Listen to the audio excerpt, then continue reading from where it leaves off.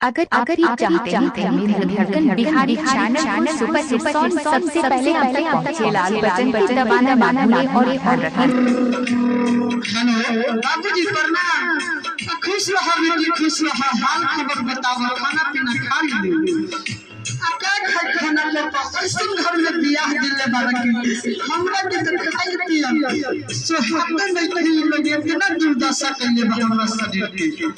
का भइल बा बेटी बतावा तनी। लइकिया अपना पापा से बतावा, देखा कैसे बतावा, हमरा गाना के माध्यम से सुनो लो। चुटकी भर से नुराया है पापा कइले बा बिरान हो। चुटकी भर से नुराया पापा कइले बा बिरान हो। लागत कि ले हमरो जब जान हो। चुटकी भर से नुराया पापा कइले बा बिरान हो। चुटकी भर से नुराया पापा। अच्छा तो बेटी कोनो बात नहीं के, अपना घर के मीटर में थोड़ा बहुत रख सकते चले के पड़ेगा। का चली पापा लइकिया कहले बा का चली पापा। देखी हमरा के इतना दर्द देले बा ई पापा, ना तो हम कोनो गलती कइनी ना मजबूरी कइनी, और इतना दुर्नाही अपना से भेज देली हमरा के।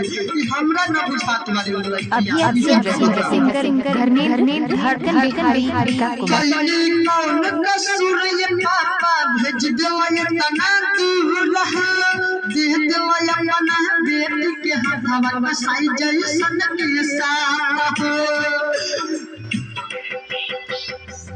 कहीं कौन कसूर ये भैया मनला नहीं के बात के दे दिला अपना बहन के हाथ बसाई के जैसन हमें। ससुरा में मारा हटारी, ससुरा में ताना हटारी, सास यमुना लागता कि ले हमरो यम जान हो। लागता कि ना बेटी ऐसा ना हो। हम आवत आगे रात बीते हम कल ही सवेरे तोहरा पास में आई बेटी। ऐसा कोनो बात ना हो केला, हम आवत नहीं तोरा पास में। लइकिया कहता ये पापा ई दहेज के पैसा तू दे दे रहता तो इतना कष्ट ना होता। रहल जे पापा दहेज में सोना पैसा त कइले काटी, फोन पर हाल न हमरा से कहियो पूछत रहल मामी।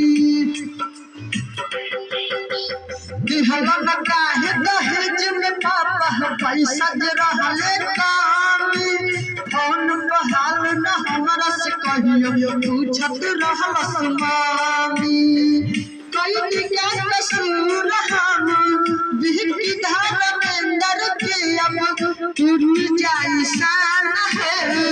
लागता कि ले हमरो अब जान हो।